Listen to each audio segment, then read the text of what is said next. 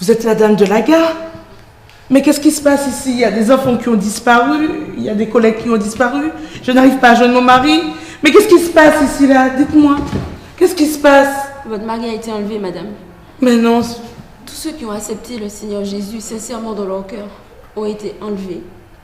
C'est l'enlèvement de l'Église. Comment ça? Regardez. Dans 1 Thessaloniciens 5, verset 16, il est écrit: en effet, le Seigneur lui-même a un signal donné à la voix d'un archange et au son de la trompette de Dieu descendra du ciel, et ceux qui sont morts en Christ ressusciteront d'abord. Ensuite, nous, c'est-à-dire votre mari et tous les autres qui seront encore en vie, seront tous ensemble enlevés avec eux sur des nuées à la rencontre du Seigneur dans les airs. Et ainsi, ils seront toujours avec le Seigneur.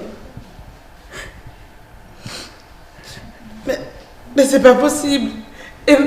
Emmanuel avait raison alors. Tous les soirs, il me parlait de Jésus. Hier soir encore, il m'a parlé de séminaire sur la fin des temps. Mais je le voyais balader. Je le voyais balader. Mais c'est pas possible ça.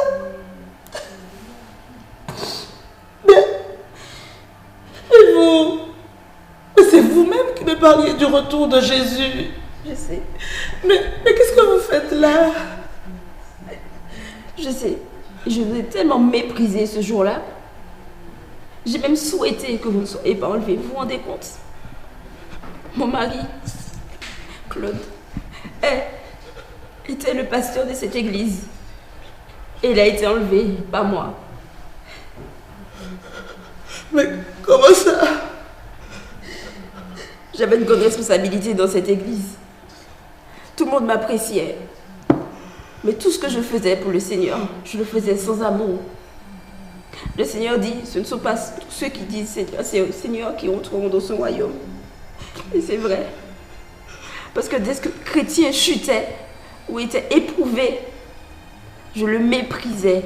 Je méprisais les faibles. Claude, mon mari, lui, il priait avec foi, avec amour, persévérance. Et lui, il a été enlevé, pas moi. J'ai honte. J'ai honte. Mais ça veut dire qu'on est quoi ici, là? Qu'est-ce qu'on va devenir? Mais qu'est-ce qu'on va devenir? Je crois que ce que nous allons vivre maintenant dépasse tout ce que vous avez pu voir auparavant. La puissance du mal sera déployée avec force. J'ai aussi peur que vous. Mais, Yasma,